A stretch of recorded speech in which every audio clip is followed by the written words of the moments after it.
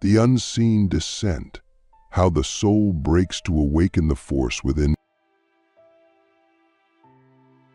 There's a moment in every chosen one's journey where the world they once knew begins to fall apart, not in a loud cinematic collapse, but in a silent, eerie unraveling.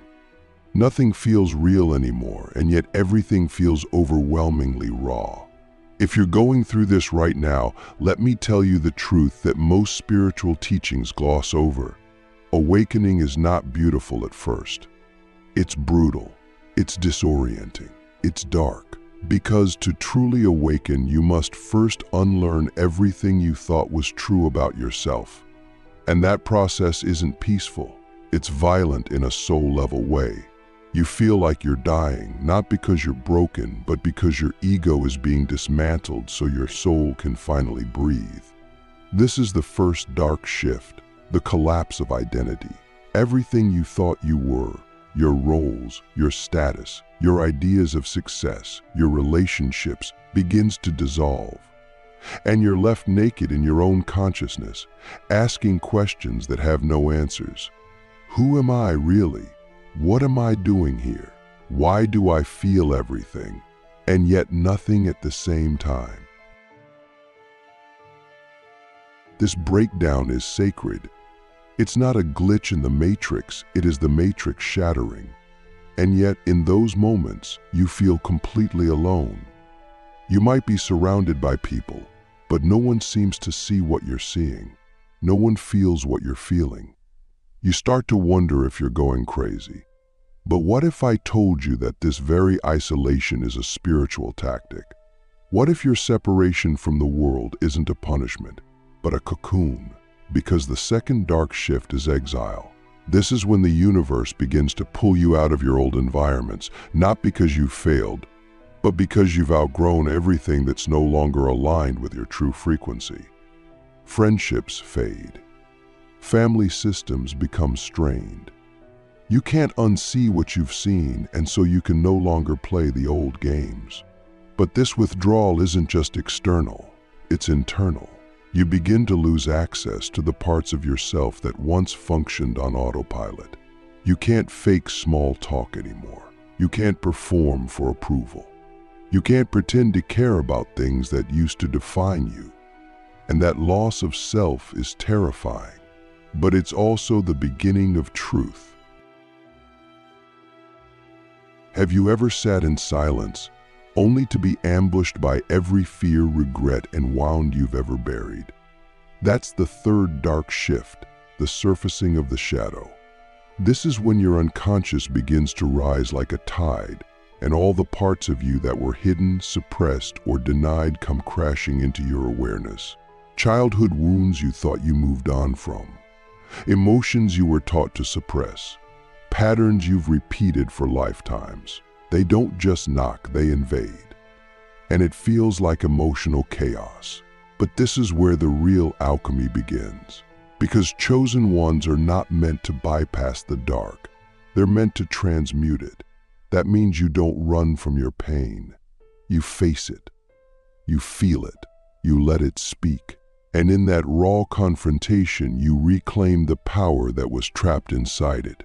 Your anger, when honored, becomes boundaries. Your grief, when fully felt, becomes compassion. Your shame, when seen with love, becomes wisdom. But none of this happens if you skip the shadow. You must go there. You must sit with it. You must listen to the wounds until they turn into weapons of light. What most people don't understand is that spiritual awakening is not a straight line upward. It's a spiral. It loops. It brings you back to the same themes again and again, but each time with deeper intensity. This is the fourth dark shift, timeline collapse. Suddenly, things that made perfect sense before no longer fit. You look at your career, your relationships, your goals, and they feel like someone else's life. That's because they were. They belong to a version of you that no longer exists. So now you're in the void. The old has died, but the new hasn't arrived yet. And in that in-between, you feel lost, directionless. There's no map, no checklist, no external validation to guide you. Just a whisper in your soul that says, keep going. And this is where most people turn back. They run to comfort, to distraction, to anything that makes them feel in control again. But the chosen ones, we stay. We sit in the darkness until our eyes adjust, until we realize that the void isn't empty, it's full of potential waiting to be shaped by our courage. Have you ever asked yourself, what part of me has to die for the real me to be born? That's the question that haunts you in these dark shifts. That's the medicine hidden in the pain. Because these shifts are not here to break you. They're here to reveal you, but only if you're willing to let go of who you were programmed to be. Only if you're brave enough to stop performing for love and start living from truth. That's what chosen ones are tasked with. We don't just heal ourselves, we become the healing. We don't just awaken to escape suffering. We awaken to transform it, to hold it, to guide others through it. And that path is not glamorous. It doesn't come with applause. It comes with silence, with loss, with the kind of growth that no one sees but you. But that's why you were chosen, because you have the capacity to walk through hell and come out carrying light. Not just for yourself, but for the world. And if you're in that darkness now, let me tell you, you're not lost. You're becoming. The void is not empty. It's calling you to rebirth the self beyond the self. There comes a point in the journey where everything stops making sense in the way it once did. You wake up and feel like you're floating inside a reality that no longer responds to your intentions, no longer reflects your identity, no longer supports the version of you that has been slowly dying. This is the void, not a place of punishment, but a sacred womb of nothingness. It's the fifth dark spiritual shift, and it's one of the most misunderstood. People think the void is the end, but the void is actually the beginning. It's where the old you is completely dissolved, so the new you can emerge, not as an upgrade, but as an entirely new frequency. You can't rush the void. You can't bargain with it. You can't logic your way out of it. All you can do is surrender. And that's what makes it so terrifying. Surrender feels like death to the ego. It means you no longer control the outcome. You're no longer driving the ship. And in that space of deep uncertainty, your soul begins to whisper. Not with words, but with sensations, feelings, subtle codes. That's when you start to remember. You are not here to be who you were. You are here to become who you truly are. The void strips away illusions with surgical precision. It removes jobs, friendships, habits, even dreams that were built from survival, not from alignment. And it doesn't ask for your permission. It just takes. Until you're standing there, stripped of all scaffolding, wondering if there's anything left worth saving. But that's when the most powerful realization arrives. You were never those things anyway. You begin to see that the life you lost wasn't really yours. It was the life you built to be accepted, to be safe, to be loved in a system that never saw your soul. And in that terrifying freedom, you start to glimpse something real, a flicker of your essence, a deeper intelligence that doesn't speak in language but in resonance. That's the self beyond the self, the version of you that existed before conditioning, before trauma, before fear taught you to shrink. That version doesn't need validation. It doesn't need to prove anything. It simply is. And when you begin to embody it, everything changes. Not because the outer world shifts overnight, but because your inner world becomes unshakable. But before that embodiment happens, there's another shift, one that often goes unspoken because it's so hard to admit. The sixth dark spiritual shift is disillusionment with the spiritual path itself. Yes, you heard that right. After all the awakenings, downloads, and insights, you begin to question everything, even the very practices that once saved you. You feel betrayed by the very tools you thought would lead you to enlightenment. Meditation feels dull. Rituals feel empty. Teachers sound hollow. You see through the spiritual performance, the marketing, the ego dressed in robes. And it hurts, because you wanted to believe. You wanted to find a space that felt pure. But here's the truth. This disillusionment is a necessary purge of spiritual fantasy. It's the moment where your soul stops outsourcing its wisdom to external systems and starts reclaiming its own direct connection to Source.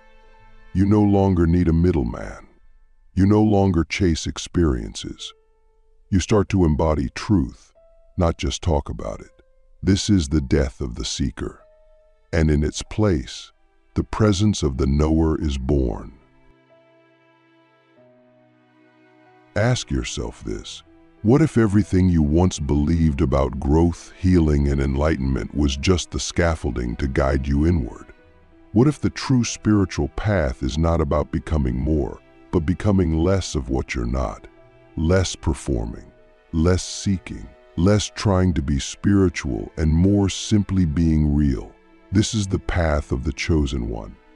It's not about light shows and magic tricks. It's not about floating above the world. It's about descending so deeply into your own being that you reach the still point at the center of all things.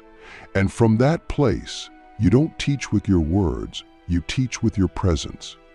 You don't preach from a pedestal, you live from your pain, your truth, your scars turned into symbols of power. That is the raw, unfiltered, unmarketable truth of becoming.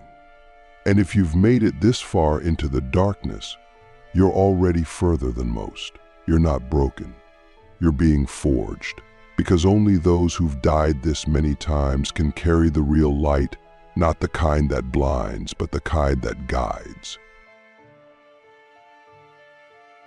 The death of the seeker, becoming the embodied truth you once chased.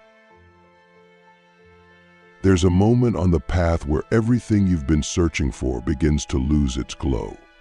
Not because you failed to find it, but because you realize it was never outside of you to begin with. This is the death of the seeker, a quiet, almost invisible shift that breaks you open from the inside. At first, it feels like another loss. You no longer feel the rush of discovery, the high of spiritual insight, or the thrill of learning something new. You wonder if you've plateaued, if you've missed something important, or if maybe you were never meant to awaken at all. But here's what's really happening. You're no longer chasing truth, you are becoming it. The seeker was necessary in the beginning. It gave your soul a direction, a longing to follow. But eventually, the seeker must dissolve, because the one who seeks is always separate from what is sought. And the truth is, you were never separate. You just didn't know how to sit still long enough to see it. When the seeker dies, a new being is born. This being doesn't need to explain or understand everything. It doesn't need to convince others or accumulate spiritual credentials. It simply is. And this new state comes with a strange power, not the kind that dominates, but the kind that transforms just by existing. You begin to notice that people feel different around you, even if you say nothing. Your presence disrupts illusions. Your energy triggers awakenings. And you didn't do anything dramatic. You just stopped pretending. You stopped trying. You stopped performing. That's the paradox. The more you let go of being spiritual, the more spiritual you become. Because spirituality was never supposed to be a costume, it was supposed to be your natural state. And when you return to that state, you don't ascend above the human experience, you descend more fully into it, with a kind of grace that doesn't need to be seen to be real. But this descent comes with its own challenge. The seventh dark spiritual shift is perhaps the deepest of all: spiritual loneliness. Not the loneliness of being physically alone, but the ache of realizing that few people truly understand what you've been through. You can be in a room full of people and still feel like a ghost. You've seen too much. You've died too many times. Your eyes carry wisdom that others aren't ready to receive.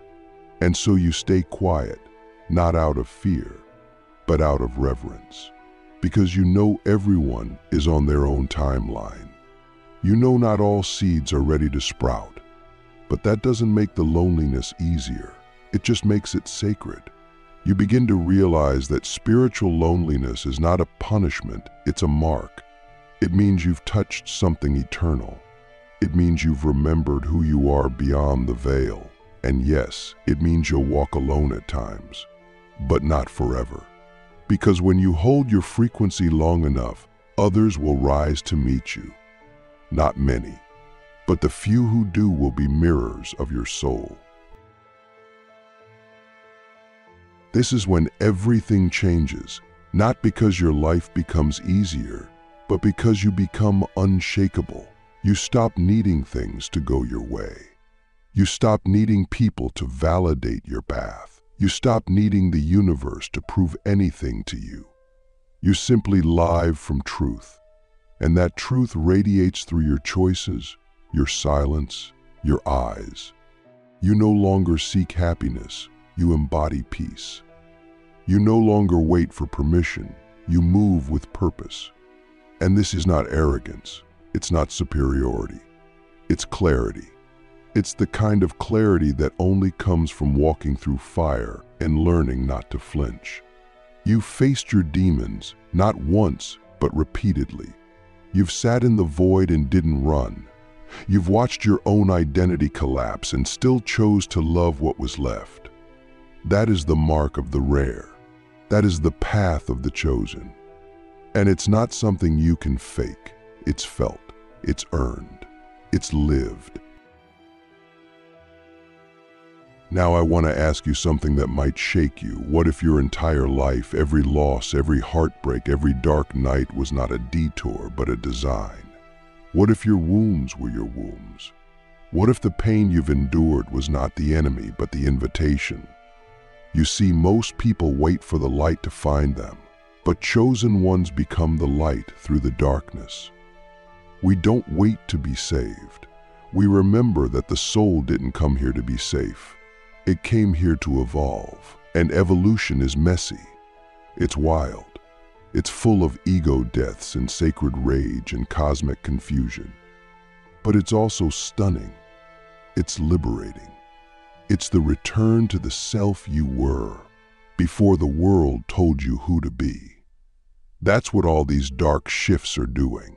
They're not destroying you. They're revealing you, layer by layer, lie by lie, until only the truth remains. And that truth? It's quiet. It doesn't scream. It doesn't demand attention. It just is. You begin to walk differently, not because you're better, but because you're grounded. You begin to speak differently, not because you're trying to sound wise, but because you're no longer afraid of your own voice.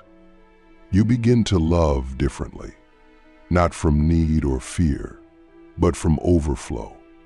You become a living transmission, and you understand that not everyone will get you. That's okay. You're not here to be understood. You're here to be true. And truth doesn't always make sense. Sometimes it breaks things. Sometimes it burns things down.